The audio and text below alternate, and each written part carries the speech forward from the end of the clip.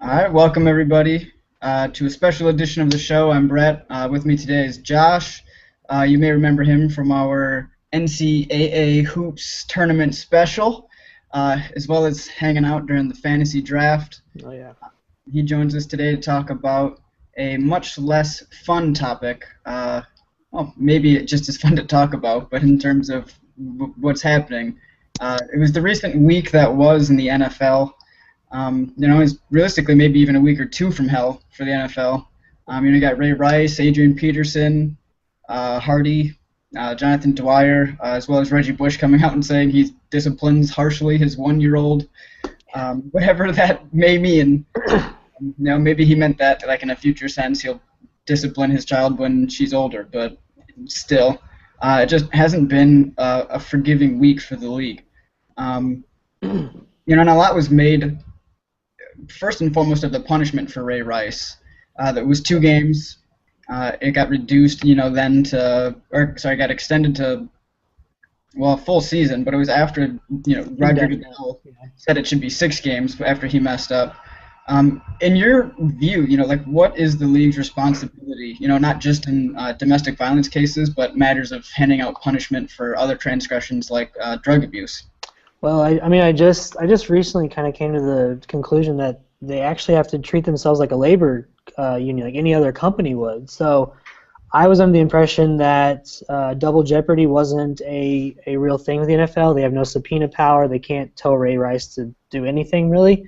But there are labor laws that say you can't punish an employee for the same crime twice, especially if you have knowledge of it. And the NFL says they have knowledge of both child abuse cases with Adrian Peterson, for example. Ray Rice, they had if they had all of this evidence, it'd basically be punishing him twice. That's something that's kind of been a wrinkle in the whole thing lately. But the NFL, just as the Shield, as the NFL, as fans, there's millions of fans across the United States and around the world that they do have a duty to those fans to be fair, to be impartial, to promote the brand as positively as they can. I think in many ways they have failed at that task, and we're kind of seeing it all happen right in front of us in our 24/7 news cycle, to where we see every little thing that happens, and it's upsetting as a football fan, but at the same time it's hard to fight back or to stand up for somebody that's continually pushing things under the rug. They're no longer trustworthy. You're seeing it. You know exactly what I'm talking about. All of us fans are seeing this right now. We don't trust the NFL right now. Yeah, and that's a good point too. When you remember what Goodell said about the New Orleans Saints and like the way they hid their bounty gate stuff, right? And that no one was forthcoming with it and whatever else. But he didn't apparently, from varying reports, hold himself and the league to the same standard, and that has created a trust issue. That quote from Roger Goodell in the Bounty Gate saying to Sean Payton that ignorance is not an excuse will haunt Roger Goodell as this whole process goes through, because no matter what happens, if even Roger Goodell never saw the original Ray Rice video, whatever it may be, he can't claim ignorance. He cannot, with that on the record, saying that Sean Payton, even though he was the coach and he may not have done something specifically, Roger Goodell he's in charge. He's the guy that takes the fall for things like this, and that's just the nature of it. Agreed. So after the Ray Rice thing, they did switch their policy from in whatever number it was, which I don't think they had a number on the number of games before. No. And then they switched to 6, and obviously, like I said before, it's like the indefinitely. But does it matter, to you, if the reason for doing the right thing isn't because of, their, moral obligation that they feel, but mostly realistically because of, bottom line, because of money? Bottom line, money is what's going to drive every decision we hear here in some way or another. I'm shocked that a player like Jonathan Dwyer wasn't just cut, because his impact on the bottom line is a lot less than an Adrian Peterson or a Ray Rice. But at the same time, I think that it's tough for an organization after the fact when say the NFL pushes it to a full season suspension, whatever they may do. It's hard. That's the only thing they can do in that case. They can't go back and change what they've done. Obviously, we can sit here and critique every step they made in the process, which is what we're doing, because they continuously make new mistakes. That's the other problem we have, especially with the Vikings and their press conference saying we want to get this right, and then 6 hours later they look like fools. So it's tough to second guess an organization because they only have one chance at it the first time, I guess. Then it's a question of how quickly they fix their mistake, which is still a problem for the San Francisco 49ers, for example. We're still trying to figure out what they're going to do with some of these issues, and we can talk about the bottom line in another part of this, but it's hard. It's hard right now to expect them to do anything more after the fact. Right. I agree. I mean, I think anyone that has paid attention knows that this, most of the change to policy hasn't been because it's right, but because it does affect the league negatively. Yeah. And the most change happens when it's most opportune for those that affect the change. You just mentioned it, Minnesota flip-flopped what it was doing with Adrian Peterson. And I think in part of that it was partially probably because, sponsor reaction. They started suspending their business partnerships, pulling out, and in all likelihood, even those sponsors themselves are really only pulling out probably because of the social response and the need they feel, to look, have a positive influence from the public. I mean, you saw Nike came out and they basically suspended their partnership with Adrian Peterson, Radisson Hotels, local Minnesota one was a big example, especially because the Radisson Hotel logo was behind the press conference. Every sports organization around the country right now is probably making backgrounds for their press conferences that don't have sponsor logos on them, because you don't want to stick your sponsor behind a person trying to stand up for themselves related to child abuse or sexual assault. I mean, it's at this point it's common sense, but until these things happen, sports organizations weren't prepared for it, and that's where they're kind of getting hit.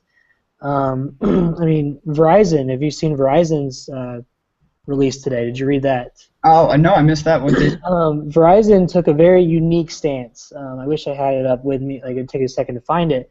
But they basically said why they're sticking with the NFL, why they're not going to drop their sponsorship. And their reasoning is that they want to be there to help the NFL fix the problem, the bigger problem. Basically, they link to some charities that can deal with domestic violence and child abuse, other things like that, which I think were very strong. I mean, it's a PR move. You can question the legitimacy of their point, but at the same time, that's a fair way to take it. We have to look at the deeper problem rather than just saying, oh, we're not going to stick with the NFL anymore. I mean, or Adrian Peterson or Ray Rice as sponsors. There's a bigger problem than just them, I believe. So that's something to keep an eye on too. Is there's a lot of sponsors out there still that have to answer these questions. No, I mean, and that is a good point as well. That I think the victims, for the most part, in most of these situations, have been overlooked. And it's not just them, but then it would be, all victims in general. Mm-hmm. And so the way that you said Verizon is going to try to, help change and do some other things, like with victim-wise, is that what they were getting at? Yeah, I mean, they're taking a different approach. You can have fans around the NFL saying, oh, we don't want to support them anymore. We can have brands that don't want to support them, whether it's bottom line or just their beliefs. I believe one company was talking about how they had a female executive wrote the press release, and they kind of brought up the fact as a woman, blah, blah, like this and that. I just don't. We're still very right in the middle of this. This is we are not towards the end. We are not at the beginning. I mean, it's dead center in the middle. We have to see what that next step is, because at this point, I'm waiting for the next thing. As we're sitting here talking, something may pop up. We have the next story. I was sitting in a classroom, ready to start a class, when all of a sudden I see a tweet from Houston's affiliate that announces the second line of Adrian Peterson child abuse stuff. It just happened out of nowhere. A local affiliate broke that news. So we just don't know. We have to. I hate to say we have to stand here and wait for the next thing to happen, but until it does, or until Roger Goodell resigns, we're not going to get any closure on any of these situations, because independent investigators, that's our buzzword for this whole process, is independent investigation by this former FBI person, or the NFL is investigating this or that. It's just we have to wait. We don't see what happens inside there. We haven't heard from Roger Goodell since his CBS interview the morning. He's missing. They say he's working from home. That's the official story. Is he's working around the clock from home on this whole thing. So yeah. Do you feel that this is obviously some sort of black eye for the league, but at least currently, ratings on TV were, I think, the highest they had been for like an opening Thursday night game. I mean, is this going to harm the league long term at all? Yeah, the NFL is a very strong brand. That shield is a legitimate shield, as people like to call it, their logo. Captain America. I'm just thinking female fans, there's going to be some that are just going to have a bad taste in their mouths. They're going to just kind of not feel as strongly towards the NFL as they did previously. We're still going to watch the games. I'm still going to check my fantasy team, and you probably will too.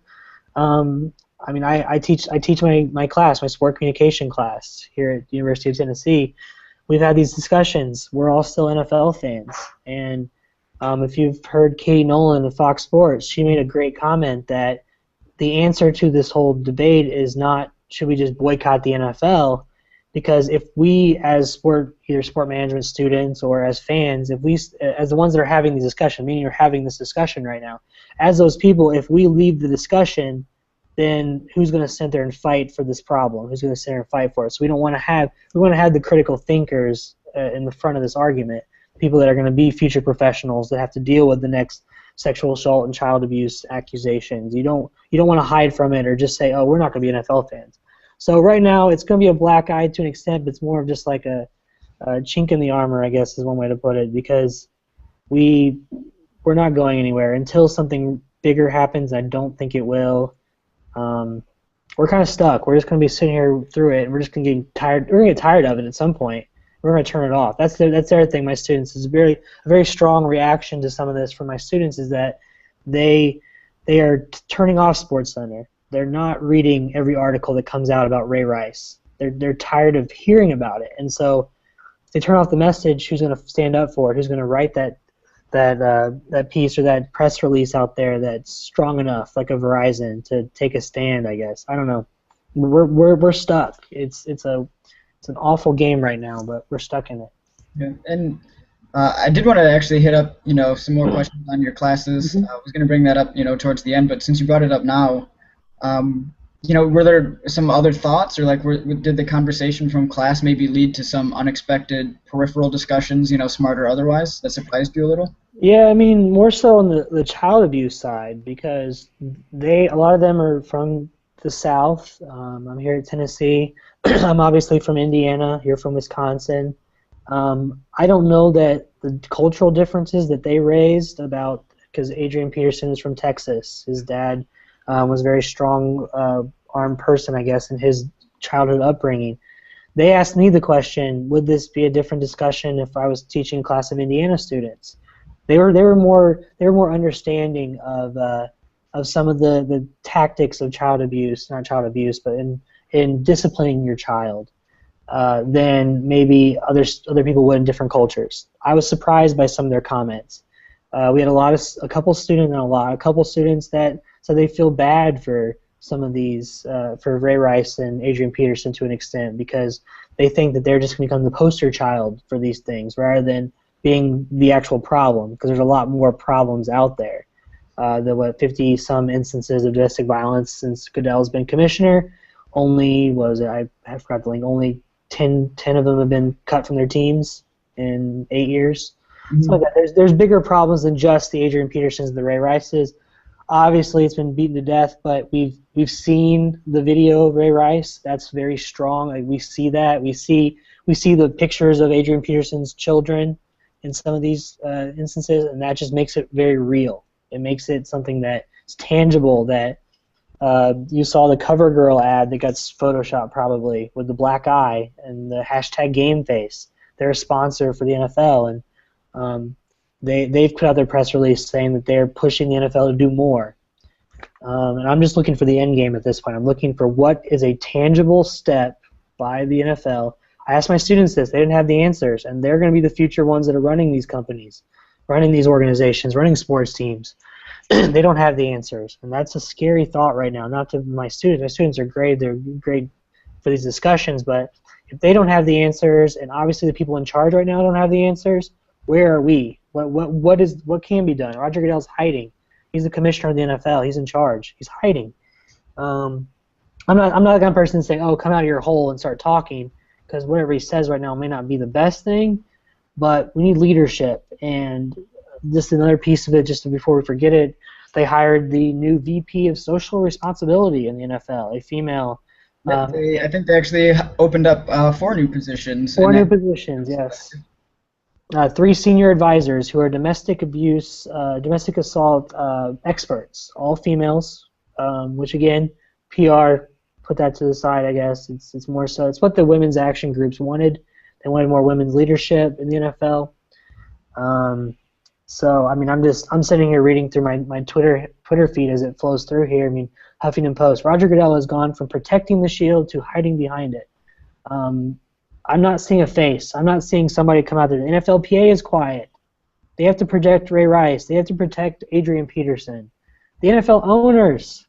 Nobody's saying a word. This is a fascinating case study in organizational behavior and leadership, because they are protecting their brands. They're protecting that Colts logo, that Packers logo. They're protecting that. The NFLPA made sure that Adrian Peterson was paid throughout this whole process. He still gets his game check this week. That's something that puts a bad taste in those fans across the NFL's world. But so many forces working against each other. Anheuser-Busch puts out their statement, and everybody's like, "Oh, it's the end of the. This is the end of the NFL. If one of their biggest sponsors is shutting things down." It's not. They're still supporting them. They're still going to be on their ads. We haven't seen real change yet. We haven't seen any change yet, other than these 2 to 3 athletes. You count Jonathan Dwyer, Greg Hardy, the Panthers. I mean, we're seeing some small little steps here and there, but I have yet to see one actual change, and that's something that I'm waiting for, I guess. We'll see. Okay, and I mean, you brought it up too.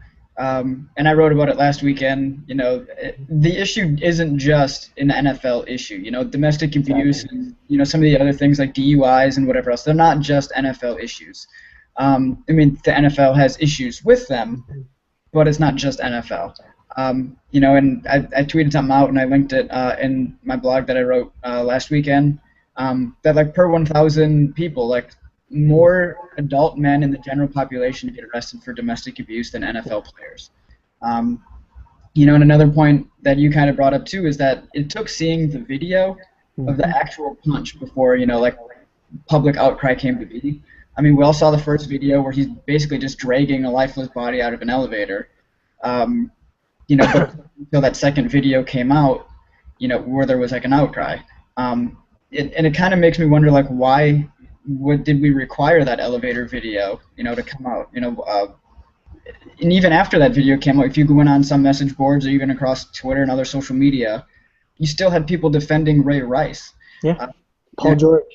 I mean, a sad case, obviously, being a public figure where he kind of gets thrust out there in the limelight, even though he's not. I mean, it's a minority opinion, obviously, to say that, but to say that I'm okay as long as she's not. If she's okay, I'm okay. That was basically one of his points, among other awful opinions. Again, not to attack an opinion, I guess, but you know what I mean.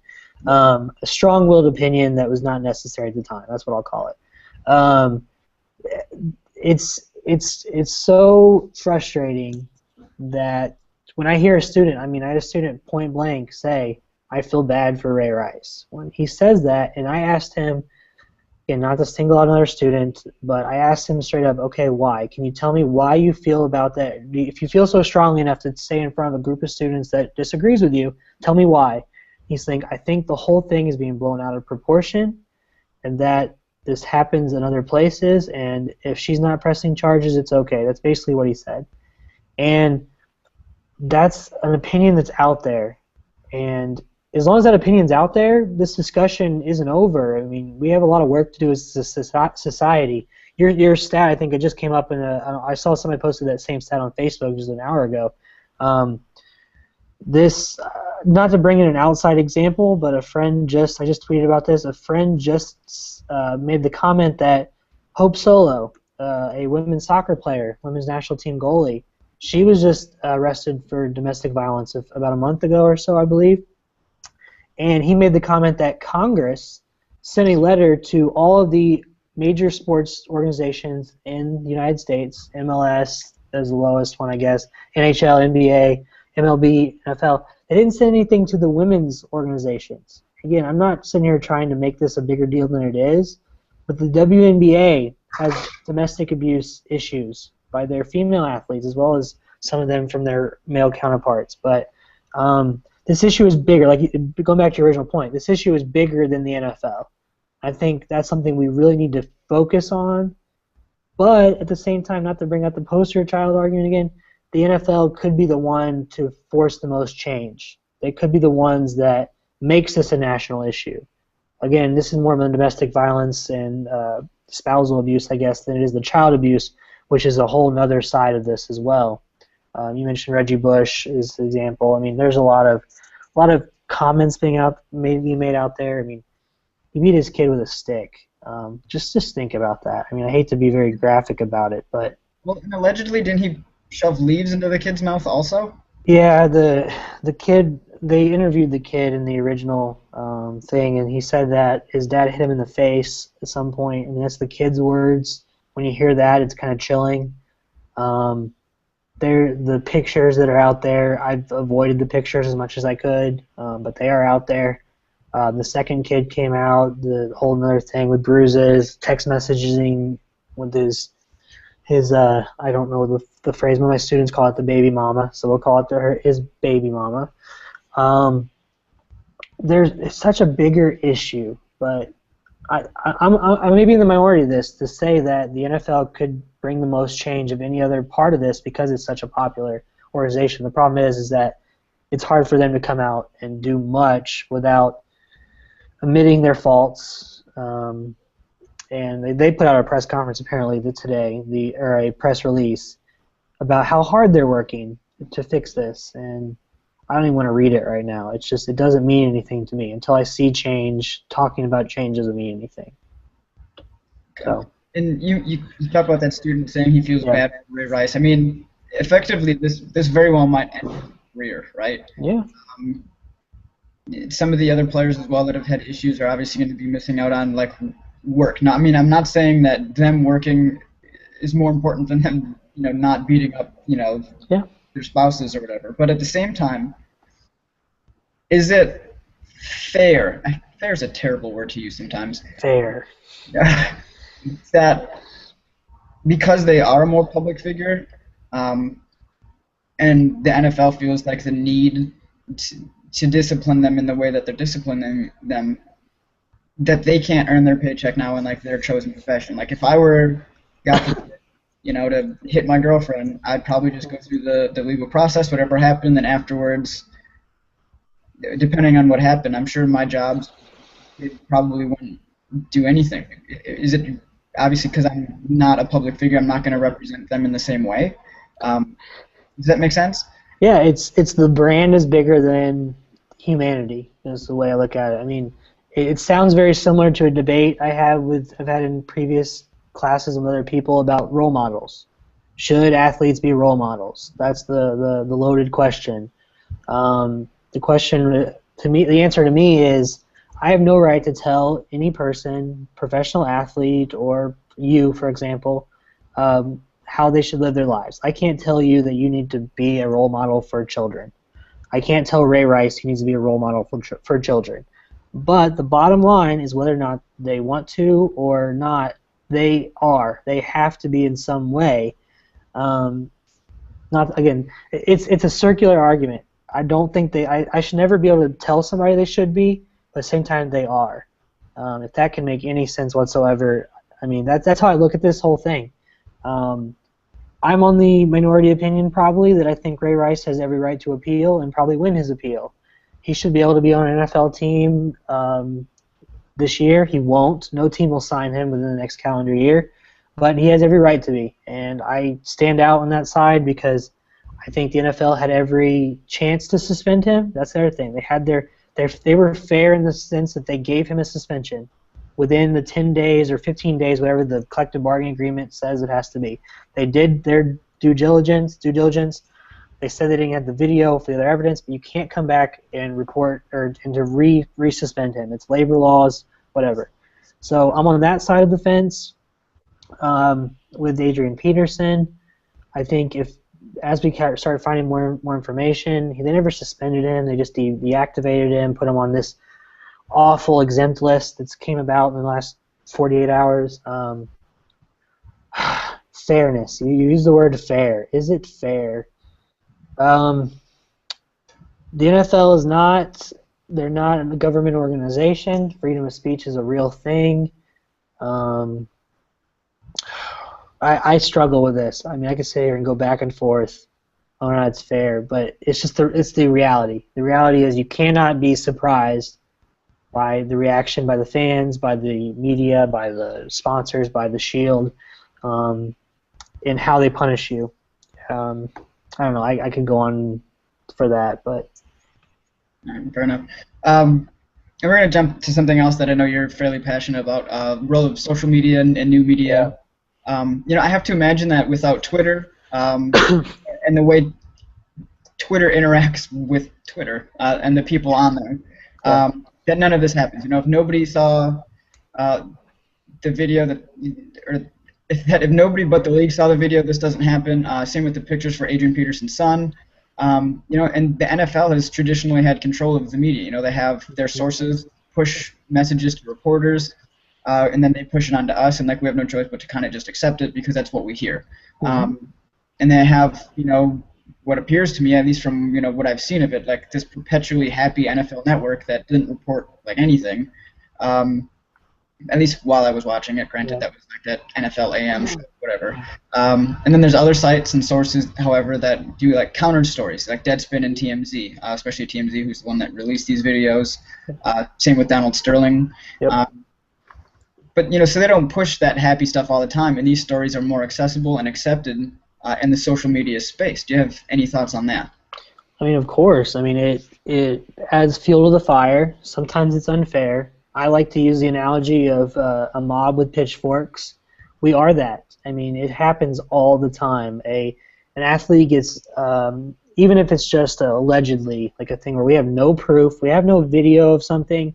I can't think of the best example. I mean, any big example, Michael Vick, Ben Roethlisberger, Kobe Bryant, whatever happens to them, whatever they do, within seconds of that first blurb with their name on it, with anything related to it, the people get the mob mentality and they go after it. Whether or not it's just the positive or the negative, they have an opinion, and people will sit there and they'll type as fast as they can with that opinion. They will be stuck with it.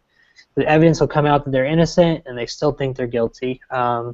We talk about Ray Lewis, who came up in the Ray Rice stuff because ESPN thought he should have been on discussing Ray Rice. He was never officially charged with anything, but if you polled the entire Twitterverse of sports fans, most of them would probably call him a murderer. That's just a legitimate thing. Jameis Winston, who we'll probably bring up at some point in this whole thing, but the social media side, sorry to laugh at that, but let's just talk about Jameis Winston. Okay, let's do it quick. We'll get back to social media stuff. But let's talk about Jameis Winston because I had a great discussion with my students today about that. That originated because of Twitter, and if you missed earmuffs for the little kids. Yes. That whole internet meme, it just blurted out. I won't even say it. But I didn't say it today in my class, so I let the tweets on the screen do the justice of it. If you need to, you can find it. But the whole ordeal started because of people tweeting things out. What he was doing. And now he got suspended for half game, which is another story because I think that's just a clown of a suspension. If you're going to suspend somebody, make it a whole game. Don't do it. Yeah. If it was Eastern Kentucky or whatever, they'd probably be like, yeah, full game. But wait, it's Clemson. They might be good. Now he gets to come back and maybe be a hero if they're losing. That's going to be the headline. Wait for it. I will find that first person that writes that headline and that Clemson game, because somebody said the predictable thing is it's going to be like a close game, tie, whatever. Jameis comes in, blowout. So you're going to get this. Jameis saves the day. You're going to get some positive ones, and I'll be the first one to like call somebody out on that, because that shouldn't be the story when you have this doofus quarterback, Heisman Trophy winning national champion, crab leg stealing, allegedly raping, Incredibly immature. person that does not have the brains to think that you can go into a public place, the student, whatever union, whatever they call it there at Florida State, to jump on top of a table and yell that with all these people with these phones sitting right in their hands, watching him do this. There is a level of intellect and just common sense that is not just lost there, but it's gone a whole nother direction. I mean, most people will compare it to things that Johnny Manziel would do, being at bars, doing whatever. Marshall Henderson, one of my favorite case studies in sport, is college athletes being at the bar right after you win the SEC championship and all this stuff. I can't get past what he was thinking in the process, but then you may not have heard this side of it, and I told my students today, they talked to his father. They asked his father what he thought about this whole ordeal, and his father's first response was that he was wondering why there was nobody there watching him, why there was nobody there coddling him and keeping him from making this mistake, which Right. brings And yeah. I was going to say that's kind of we talked about cultures and social issues. Yep. If you're a 20-year-old kid, you shouldn't need somebody holding your hand, pulling you off of the table, or telling you to put crab legs back on the shelf if you're about to put them. Yeah. I can't get past that. It just shows the culture of high-profile student athletes and just how they're treated. Somebody put the scoreboard thing with the sexual assault allegations, the crab legs, there's some other thing, and it was 0 games. There was like a series in baseball, which he's a relief pitcher for Florida State, so he missed maybe a couple innings. Is probably what it amounted to. And his baseball suspension for the crab legs. No games for the sexual assault allegations. Half a game for this. It took them that much for him to finally get something, and it's really tough to swallow this whole thing, because I just think he's an idiot. I'll say it point blank. But I'm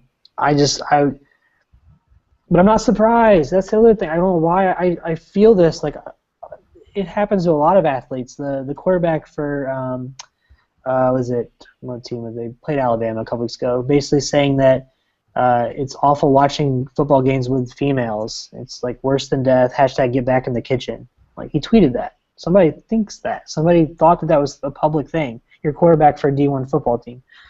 Just examples like this just shows that we have a culture problem. We have immaturity. We have nobody giving these athletes the right media preparation. They're not controlling them. I mean, Jameis Winston's one of those. Florida State's a very close monitored program. They're not allowed to tweet during the season.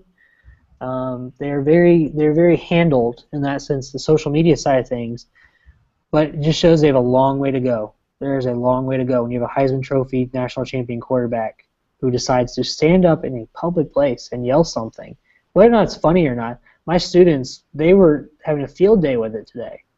They could not get past this whole idea that this actually happened. A couple students came in there after it happened on Tuesday afternoon, had not heard about it, first of all, that were just amazed. And I'm saddened that I'm not amazed. It's just another in the line of things that happen.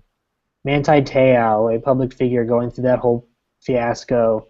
Johnny Manziel, Tim Tebow on the other side of things. I mean, I wish I could put that into words how I feel about this, but you know what I mean. I certainly do. You just have more to say, specifically on that social media side and media side? I mean, just think about if we were 10 years ago. Obviously, back in the days of AOL Instant Messenger, MySpace at best. MySpace, for example, just try to put yourself in there for a few minutes. Just think about that world. People would probably be watching SportsCenter. would SportsCenter have as much of a incline to share it? Each part of it, especially if it's a local news station in Houston with some text message. That's their like photos on a phone. Again, think about photos on a phone 10 years ago. There's so many levels to this that just could not be possible. Obviously, it's a big enough story. I'm trying to think of what happened maybe in year 2000, 2004. Kobe Bryant happened. Let's see. I think it's older examples, but it changes the whole dynamic because you're pressured to respond. You are pressured because if you the quote I use, and I love to make this statement, I don't know who it's from, if you don't tell the story, someone will tell it for you. It's so true in today's 24/7 cycle, because if the NFL doesn't come out with a statement, or Ray Rice doesn't come out with a statement or something, TMZ will push that story. We will retweet it. We will share it with everybody we have on our followers. The news stations will pick it up. The TMZs, the Deadspins, they'll hit it, and all of a sudden somebody has to respond. Otherwise, my entire timeline is, oh, he's a abuser. He beats his wife. Roger Goodell is inept as a leader. That's all you hear until somebody does something about it. And in previous times, nobody would be pressured to respond. It would be a very quiet process. People would go, maybe they'd actually take their pitchforks in the street and go after them. That'd be the extent of it. That's honestly the only parallel I can make to it. It's increased the timeline because we see, like I said, I was sitting in class when that broke from Houston. I wouldn't have seen it had I not had Twitter. SportsCenter may not have talked about it until later that night, 11 o'clock SportsCenter. We wouldn't have heard about it. Everything's so much more in our faces. We're reaching out. We're looking for this information, and we're also bringing that pitchfork mentality to where we make it even deeper. We take it a lot deeper. We attack people. The Jameis Winston thing, like 3/4 of the people that were in that Deadspin article with their tweets about it have been harassed by Florida State fans for bringing down Jameis Winston and getting him suspended because they tweeted about it. That's a whole other side of this, is that we have people that are fighting to make these stories quiet. They can't. You cannot hide from social media these days, unless you're Roger Goodell, but obviously he's not in good shape right now. I was gonna, mention, the one kid, that tweeted out from Florida State, said that he didn't think his story would blow up as much as it did, which obviously maybe he doesn't understand how social media works. But at the same time, too, you're looking at the NFL, which traditionally has been, I think, probably very smart in the way they market and do handle their business stuff. Right. Not treating us like we're stupid. Yes. And I mean, if we want to get technical, and 100 IQ is average, and yes, half of us are pretty stupid because it doesn't take much to get to 100. But that's besides the point. Yes. It's like they didn't understand what social media and it was capable of doing, and then how to respond appropriately. That is I'm glad you brought that up. Is in this last week or so, with so many different things popping up and so many stories, I forgot that was the thing that got me the worst of this whole process. It was probably right after the Ray Rice thing kind of hit, I guess, was when that became the problem. Is that they assumed that we wouldn't care, that we wouldn't see this, that we wouldn't take TMZ seriously. They assumed that by being quiet it would all blow over. And so then you saw that CBS interview on whatever morning that was. Roger Goodell asked if his job was on the line. He's like, no, I have to prove myself every day. And he stood up for the Shield. He did all this stuff. And then all of a sudden that afternoon, it all blows up in his face, and he was basically probably a deer in the headlights when that probably happened, when TMZ came out and did this. And then all of a sudden we think that the NFL is trying to figure it out, and all of a sudden a little news story about Adrian Peterson pops up, and child abuse, and details about that. And all of a sudden I think Roger Goodell was probably ready to start talking or something. It's probably the investigation was starting with Ray Rice. Think, okay, this is going to work. We'll be okay. We'll make it through this. And then Adrian Peterson happens again. And now Jonathan Dwyer. And we'll probably have another one in the next couple of days. I mean, it's just, I hate being talked down upon, especially by an organization that has so much power. They're the most powerful sports organization in the United States, and that's not even a question. The ratings are out of control. I mean, a regular Sunday NFL football game gets more ratings than the clinching game in the NBA Finals. That's just the world we live in, and I'm upset with the NFL. I'm tired of it, but I keep going back to if I don't see change soon, I don't know what else we do. I mean, I can't quit on the NFL, and you can't either. That's what they have going for them is that, like you said, the black eye earlier. That black eye is very minimal to them, and that's a scary thing. Too big to fail is the term that people use, especially with companies. So, yeah. And you mentioned the too big to fail thing. One of IU's own, Mark Cuban, definitely has the opposite opinion, that he definitely thinks that the NFL has the potential, and from what's happening recently, at least on its way, to being, I'm gonna say, knocked off as like our number one, essentially, entertainment source. That's a great point actually that was brought up recently. Is that not too long ago, I guess, everybody assumed that boxing was one of the top sports in America for many years. I mean, it was something that everybody was watching at certain times, and nobody thought it could ever fail. And then it got corrupt, it got violent. I mean, it was obviously violent, but you know what I mean. Like, it just became a thing where people were tired of, I think Dr. Clavio said last night, tired of seeing people bash their heads in. And so now the NFL has a kind of two forces kind of hitting at the same time, and we're only really talking about the one, which is the sexual abuse and the domestic violence, not sexual abuse, I guess, in this case, but the concussion stuff, the whole youth football and safety.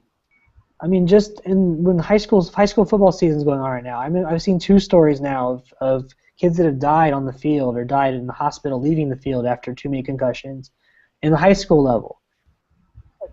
I mean, I hate to do these hypotheticals, but just what do you think would happen when we get that first NFL player that dies on the field after a hard hit? I mean, especially if it happened this weekend. I mean, what would the NFL do? Because parents are already trying to take their kids out of football. They're trying to teach kids how to tackle the right way, and it's not working.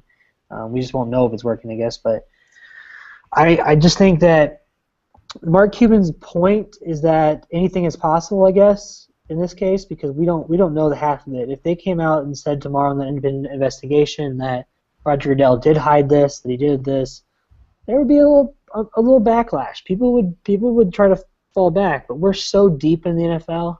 It's on every single channel and sports channel, and they talk about it everywhere. We have our fantasy teams. We have money involved. Think about that. Think about the betting side of things. As long as there is betting in the United States, people are going to watch football. As I talk about this, as I share this with you out loud, it makes me sick to think that something like this is so big that it can't fail. And the more I talk about it, the more I think about it. I just saw some poll come up on my screen that said 86% of NFL fans were polled saying that their NFL viewing habits have not changed since this whole thing happened. 86%. If anything has made me change my viewing habits it's the way the game itself is being played. That's a problem too right now. Personally, like, as far as watching it goes, because yes, I'm super disappointed in all of the abuse stuff. But in terms of entertainment, because I think that's what's going to really get people, is if it stops becoming entertaining. Yeah. And that's what's happening now. When there is a flag, like every other play or like every third play, it's terrible to watch. It makes the game longer. You have to sit in your seat longer if you're at the game. Not as exciting. And then at home, obviously, like it's like 3.5 hours. That to me is going to have an actual bigger effect, the way it's played on the field, than anything that happens off of it. That would be my next question. Not to you, but I have family members who are season ticket holders to the Colts games, and we've had a lot of discussions in the past about other sports like the NBA. I'm from Indiana. We dealt with the Malice in the Palace, the Pistons, the brawl in Detroit, and how that changed an entire fan base of NBA fans. They were no longer NBA fans in Indianapolis. There's still some that still stand by this. It's taken a lot for them to get back. where It they has, it has, and that's the only one where I've tangibly seen a sport fall from graces of a lot of diehard fans, I guess, and that took a lot for that city because it was their city.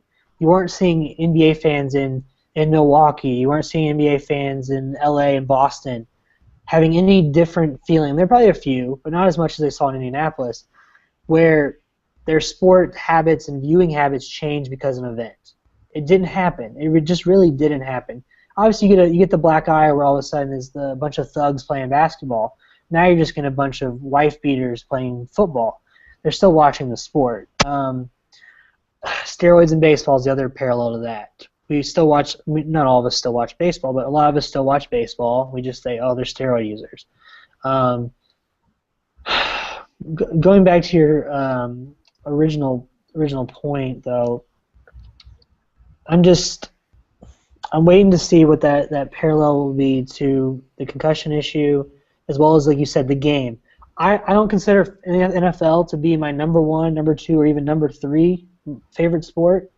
I'm a basketball fan, I'm a soccer fan, then I'm a football fan. That's just me personally. And college football above. College football ahead of NFL, for sure. And I think that comment was made on the sports talk show they did last night with Dr. Clavio and the Sportcom talk.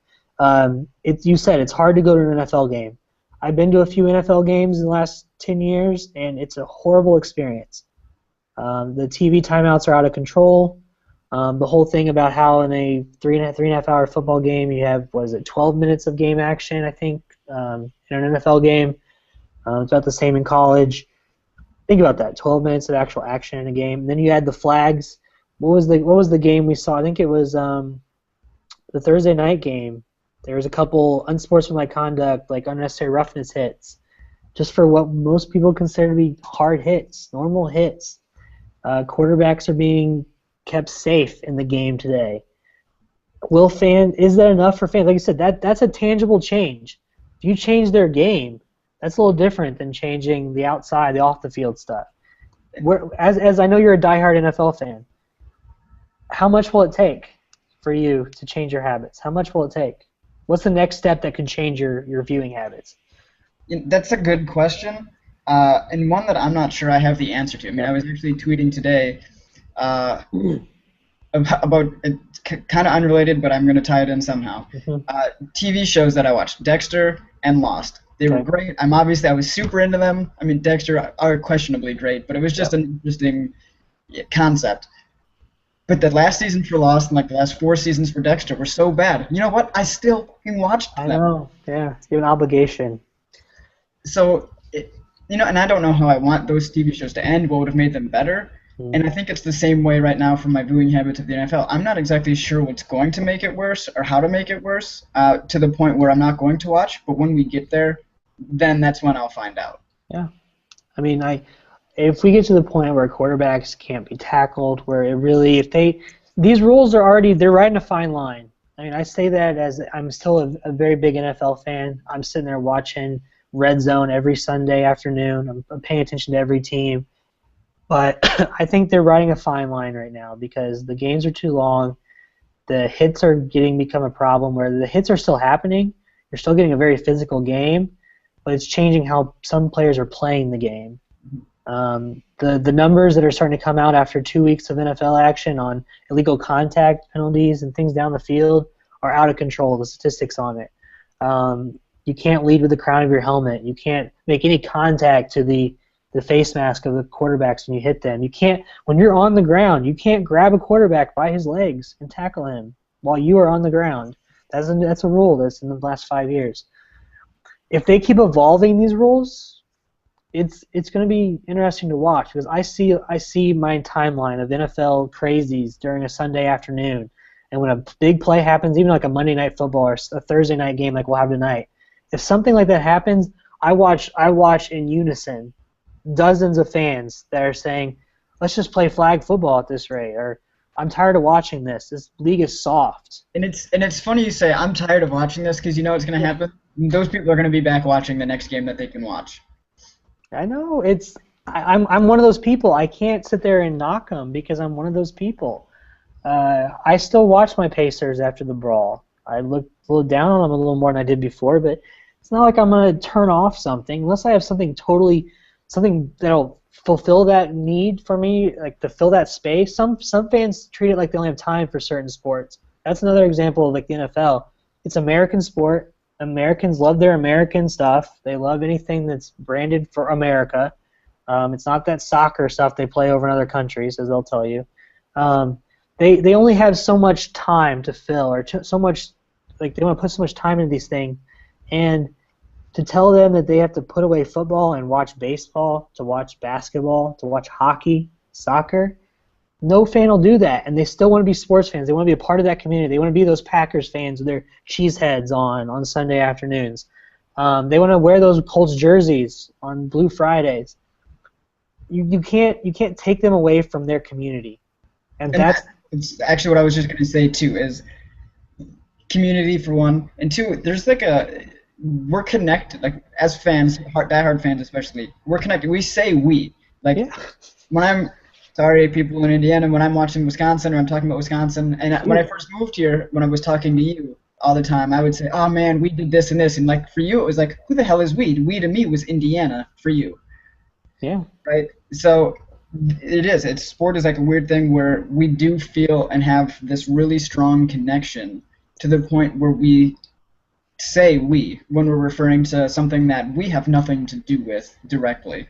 It's a threat type of thing. Right now, the threat to us, to our teams, to our sport, if you're an NFL fan or like diehard or not, is you don't want your football to go away, and so you're going to fight back any way you can by watching. I mean, you're not saying, oh, I support domestic violence or anything. It's just that you want your sport to be there, you want it to succeed, you want other people to be able to talk about it positively.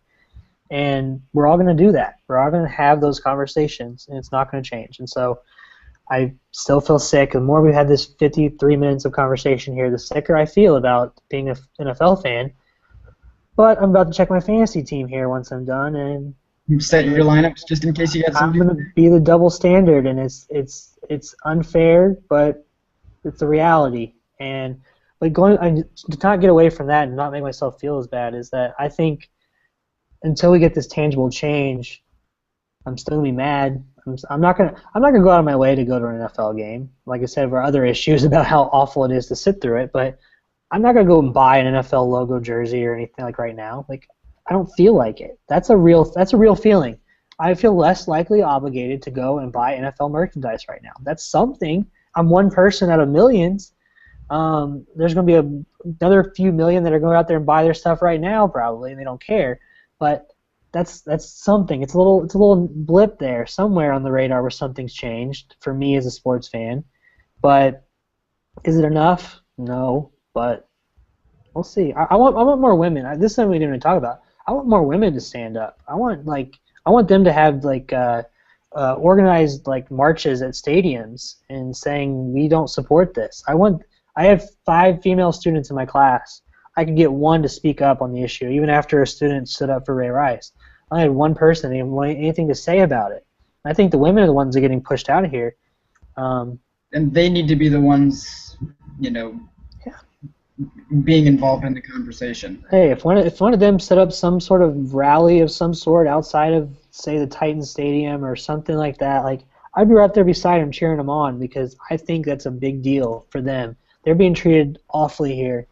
I'm not saying obviously you have the women's, like the pundits, the media people, the Michelle Beadles, the Jamel Hills, the Katie Nolans out there that are speaking up, but I see just as many that are still playing their little card there and not really saying a whole lot. I mean, it's frustrating. That's where the change. And going back to my original point, if I get anything out of this, is that we need tangible change. We need the NFL to make some sort of change to where it's a zero tolerance policy.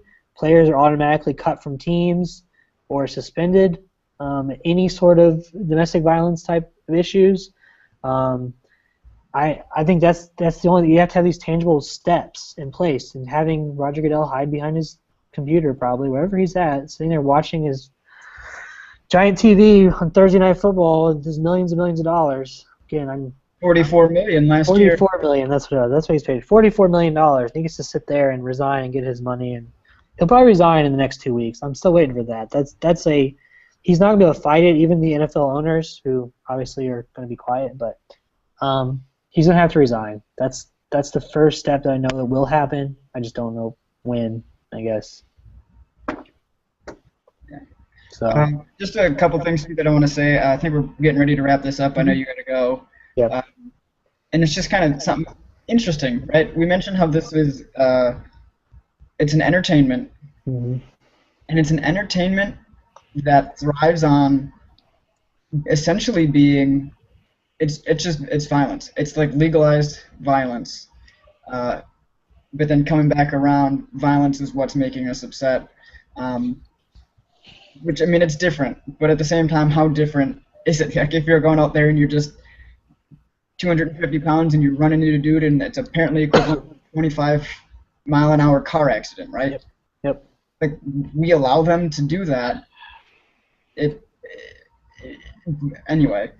So yeah, let me add some of that. I brought this up over the years. It's starting to lose a little bit of its traction, but it still holds true. Is that if you look back at the Roman Empire, let's take an old little example there. I know where you're going with this. Yeah, I just love this whole the parallel here to this is that back then we had the Roman gladiators. We had the people that go out there and they'd fight. They're usually prisoners. They're criminals. They'll go out there and fight. Fans would sit in that coliseum and cheer them on and wait for them to beat each other up. The biggest equivalent to the biggest hits. They want to see them hurt each other. You have sports like MMA, which has gotten popular and now starting to fall apart because it's not the most sustainable sports program right now. But that's a different issue too with them because they just got too big for themselves and exactly too many fights. They saturate the market, but that's for another discussion, I guess. But even then, I mean, boxing is still popular. A lot of people still pay their $75 for Floyd Mayweather fights and things like that. So we have this, and then we have the chariot races by NASCAR. That's the other side of this thing. So we have hundreds of thousands of fans that go out there and to watch go around circles, for example. And so whether or not it's just our philosophy, not our philosophy, but our interests are in the hard-hitting, things like that, rather than the finesse sports, I guess you would say, of a soccer or a basketball, for example. Baseball is struggling right now with a lot of attendance issues. Baseball is in a lot of problems right now. It's whether or not society is shifting, and then whether or not there'll be blowback. Like I said, will young kids stop playing football at a young age? Will they play soccer instead? That's something we can't really see right now because it's going to take 10, 20 years before we see if there's any change. Whether or not these moms of football players are not letting their kids go out there and get hit every day. That is the biggest question right now, is whether or not we will see that change in the near future. But the big hits, I mean, they took away the what's that one? Jacked Up, the Jacked Up segment. Monday Night Football would have it in their pregame, showing the biggest hits. They've gotten away from that. Our SportsCenter Top 10 still shows the biggest hits. They'll still show that stuff. Deadspin put an article of some Tennessee commit that leveled some guy and knocked his helmet off. We still want to see that. I show my students those videos before classes. They want to see big hits. And they always go, oh, every time something big happens. And they love it. They'll play it back 10 times, for example.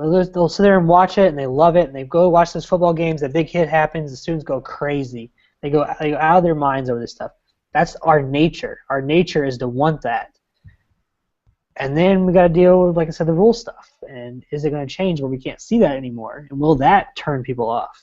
There's two more questions than there are answers. I don't know. That gets away from our whole domestic violence thing. This is off the field versus on the field now. But I don't know. I don't know what the NFL's next step is, because we have concussions and we have domestic violence, and we have things like wide receivers shooting themselves in the legs with their unregistered guns. We have dog fighting that's happened. We have Ben Roethlisberger in a college bar, alleged rape. The NFL, it's like normal society. You watch your local news at 11 o'clock, you'll see the same stuff happening. It's just that we see it because we're sports fans. And the question is, will we do anything to stop it? Again, to go back to my original point, but I'll say 1,000 and 1,000 times again, what's the next step? What can we change? What can we do to make it better? And I'll I don't have an answer, and I don't think you have the answer, sadly.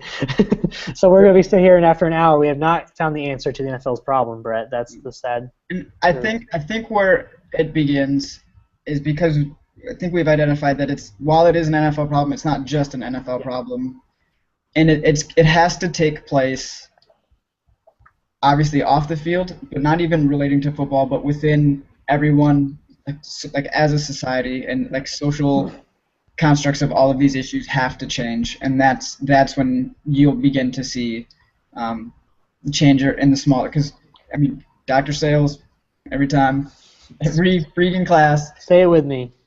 Right? Sport is a microcosm of society. And that's true. And it is. So that's where it has to be taking place, and we'll see how long, and if the NFL and this whole issue has at least kind of started. If it was like a catalyst for change, that would be great. Obviously, we'd hate these issues to happen. That's what I hope. That's my biggest hope, is that it's a catalyst for change. That's all you can ever hope for. And not to cut you off, but one last thing that just kind of popped in my mind. The question not whether or not teams will, obviously the win-loss record, as a coach, you're not really thinking about, you're thinking about how good can that guy play on the field. They're not thinking about the off-the-field issues. But as we see these things blow up in their faces, as we see these teams get totally blindsided by a lot of this stuff, will we start to see more time spent looking at character issues in scouting of players? Will you sign that guy that has an issue with possible issues with domestic violence? Will you sign them? I think in the end they may go back to the bottom line and they go back to the wins and losses, but I think we may have a little bit of a change, especially in the NFL, about some of these issues. I mean, Pac-Man Jones made it back to the NFL. He stayed out of trouble since then for the most part. Ben Roethlisberger still plays. Michael Vick's on the team. We see all these examples, but will it change at all? Will there be a little bit of another question, a little asterisk next to a name by teams just for the PR side? Again, it's just them saving their butts basically, but you know what I mean. Like, they have to think twice now. There's going to be the morality clauses in everything these days. They're going to have to. Every organization's going to have a plan. They have to have a plan to deal with these things, and otherwise we're going to be stuck in this awful circle for the next till the end of time, I guess, because we're all still going to be NFL fans, like we said. We're not going to leave the NFL, right? So, killing me. Yeah, and I think the thing is sometimes with those guys that you just mentioned that kind of went away and came back, especially Pac-Man. I mean, I don't know, obviously, anything that he does off the field now, but he hasn't been in trouble, and I think sometimes you need to fall, and you might need to fall a lot or need to fall really hard, be broken down, and then kind of like built back up, go through like a rehab, some sort of rehabilitation process, and that works, like on an individual level, but to affect change on a greater scale, I'm not sure if that same model will work.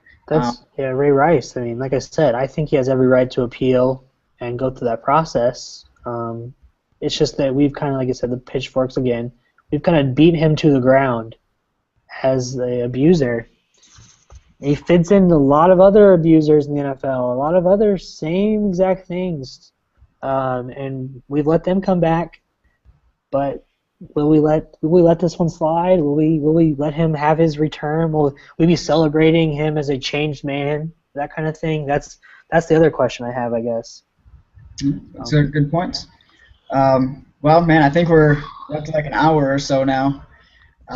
Just shaking my head still. It's like I was shaking my head before we started. I'm shaking my head again. That's what's sad about this whole thing. Come full circle within our hour discussion. But I mean, thanks for coming on, man. I know you got things to do. But yeah, I mean, we'll see where this goes. There's obviously only time will tell what happens. Maybe sometime soon, or maybe down the road, I'll have you on and we can discuss some more stuff. Of course, I'm glad to talk about this stuff. I came straight from my class that I taught this afternoon, and we had similar discussions, and I'm just waiting for somebody to have some sort of answer or some sort of tweet that pops up on my timeline that says this will be a positive step. I want a positive step, because we have had a lot of sad stories, especially if you start reading some of the details of some of these allegations. It makes me sick. It really does. And so here's to a better next couple of days, Brett. That's what I'll say. Here's to a positive couple of days. We can only hope. So that's all I got. So thank you again for having me and asking me to do this. Yeah, thanks again for coming on. And, you know, if anyone watches this, please, somebody do. Thank you for watching. Yes. Hopefully we can try to grow this a little bit and we can get some interaction, you know, from outside people. But, yeah, I mean, thanks again for coming on, and we'll do this again soon. Of course. Catch you later.